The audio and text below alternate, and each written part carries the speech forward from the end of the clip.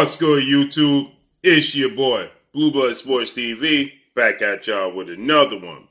So, we got an update on Undefeated, two-division world champion who simultaneously holds the WB at 130, 135, undefeated superstar boxer Gervonta Tank Davis, and his next fight.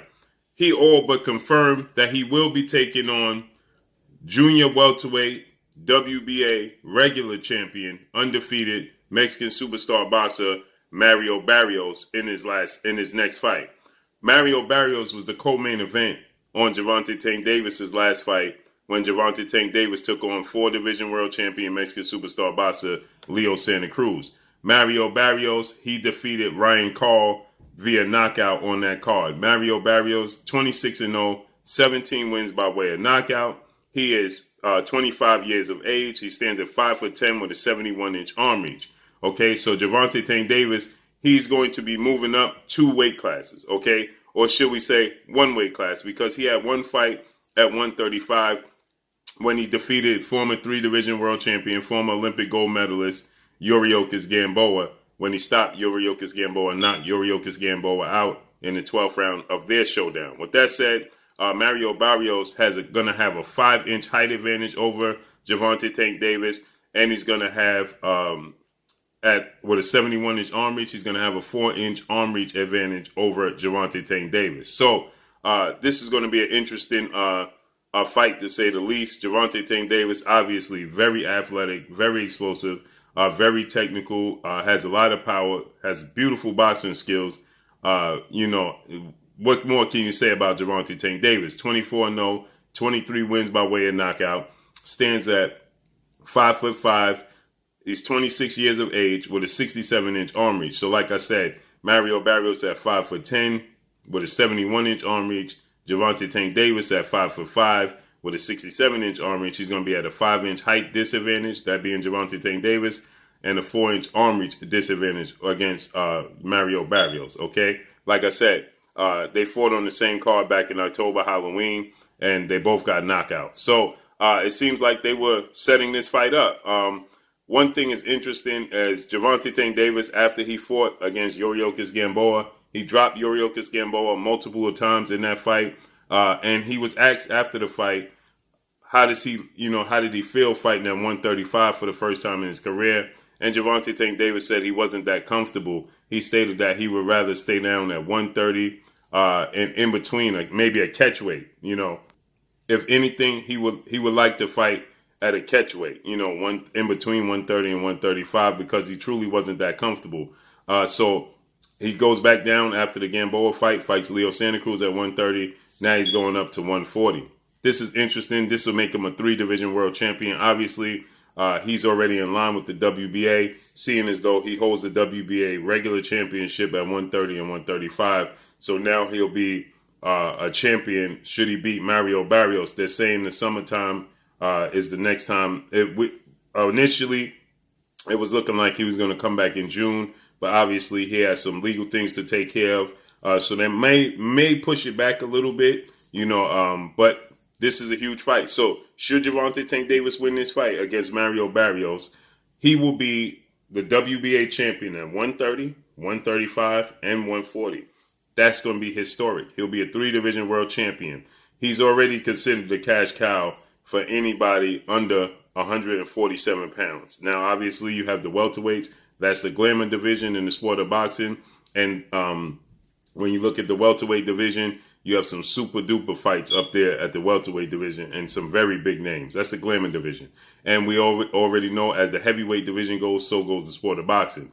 But 140 under 147 and down, Gervonta Tank Davis is the king. He's the cash cow, okay?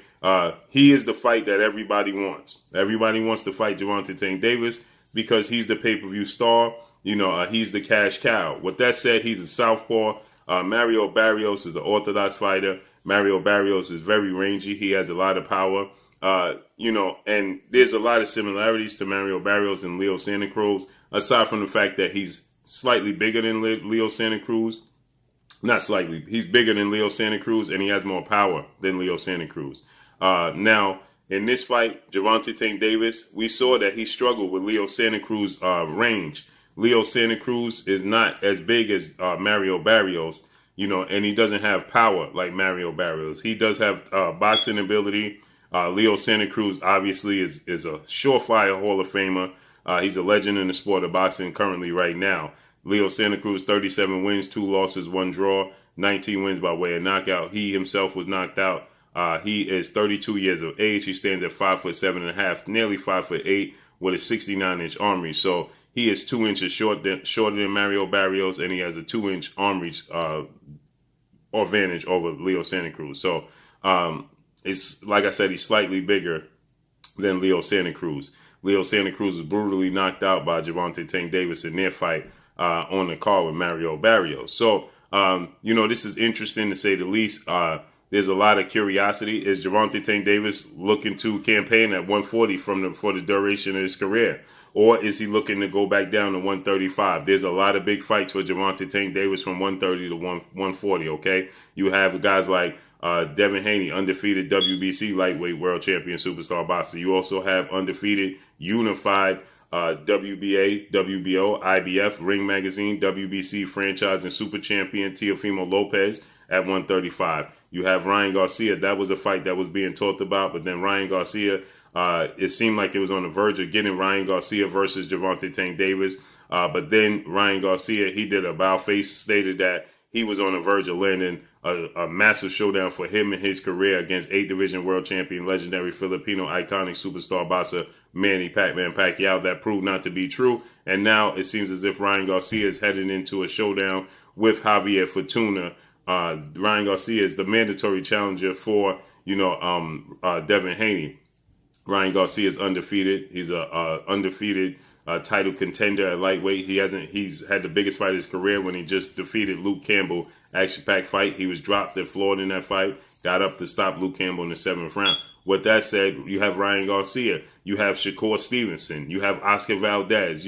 There's big names. We just recently saw, Jamel Herring. He defeated Carl Frampton in dramatic fashion. Okay, so there's a lot of big names in and around the division of Gervonta Tank Davis. He has the pick of the litter. As I stated, he is the cash cow, and everybody's looking and vying to get an opportunity to fight Gervonta Tank Davis. So, for him to go up and fight Mario Barrios. Now we have another super fight at 140 at junior welterweight. We have undefeated, unified world champion, superstar boxer from Britain is Josh Taylor. He'll be taking on undefeated Mexican superstar boxer, unified world champion Jose Ramirez in an undisputed match. That's scheduled to take place May 22nd, okay, for undisputed. The winner of that fight is looking to go up. We just saw Josh Taylor. He recently stated that he's looking to go up and fight undefeated 3-division world champion, who was the last undisputed junior welterweight world champion and is the WBO welterweight world champion. He was widely considered by many to be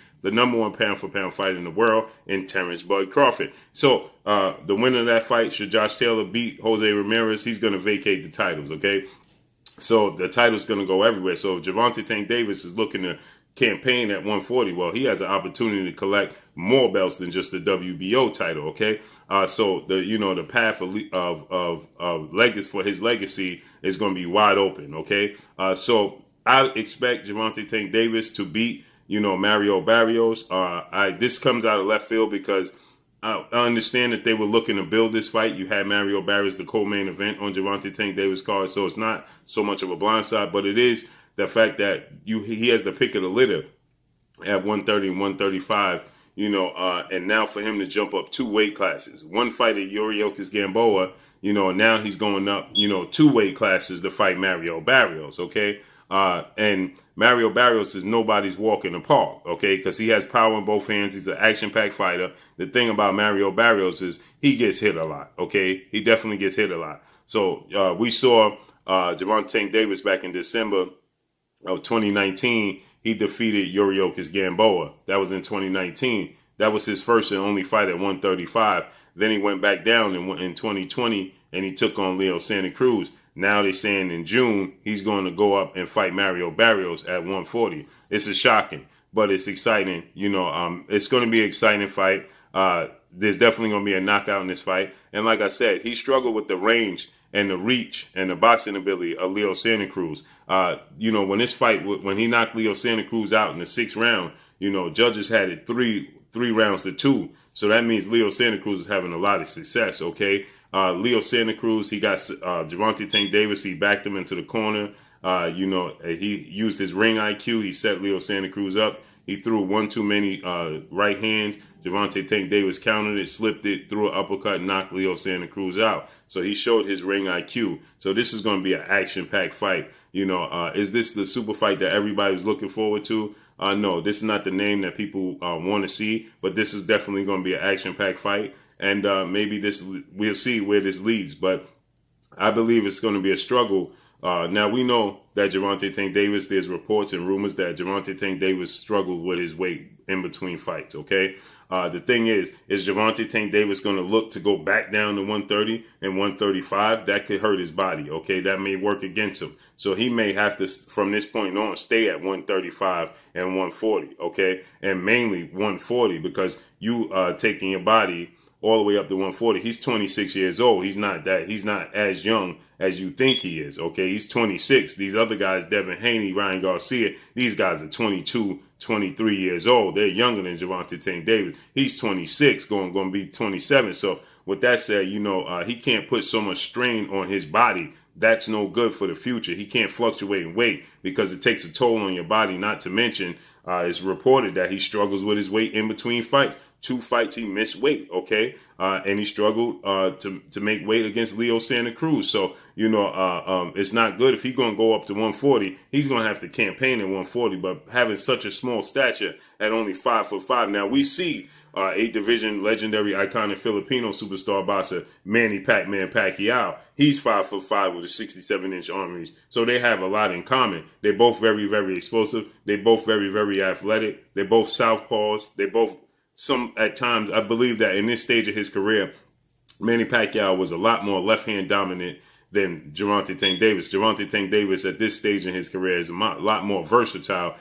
His right hand plays a major part more so than Manny Pacquiao's did. When you nullify Manny Pacquiao's left hand at this stage in his career, you have a lot of success if you didn't win the fight. We saw that with Eric Morales and Manny Pacquiao, right? But if he started to have success with that left hand, then you was in trouble. And this is some eerie similarities to Gervonta Tank Davis. They both 5'5" with a 67-inch arm reach. They both southpaws, very athletic, very explosive, have very fast feet. Now, the difference is that, like I said, he's more versatile at this stage of his career than Manny Pacquiao. But guess what? Manny Pacquiao it was more fleet-footed, okay? He gave you different angles. He used his feet a lot. With Gervonta Tank Davis, at times, you see in the Leo Santa Cruz fight, he could be flat-footed at times, okay? Which why Leo Santa Cruz had success with his long jab and his long range and his straight right hand. And even Gervonta Tank Davis was admitting after the fight, I got hit way too much and I got to make some adjustments. So that can't be the case with Mario Barrios, because Mario Barrios,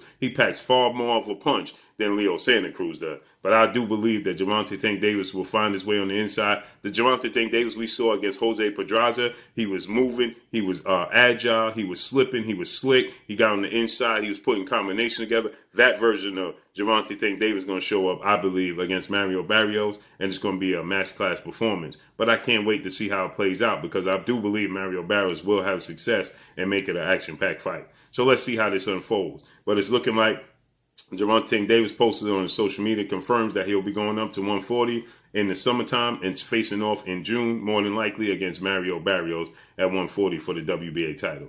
But make sure you hit the like button, drop a comment in the comment section, let me know what y'all think. Y'all already know what it is. It's your boy Blue Blood Sports TV. Hate, like, comment, and subscribe. You haven't subscribed? Hit the subscribe button, hit the like button, hit the bell icon to get all the new notifications. Follow me on Instagram at Blue Blood Sports TV, all one word. Y'all already know what it is. Shout out to the entire LDBC. Shout out to New Media. Shout out to Black Media Raw.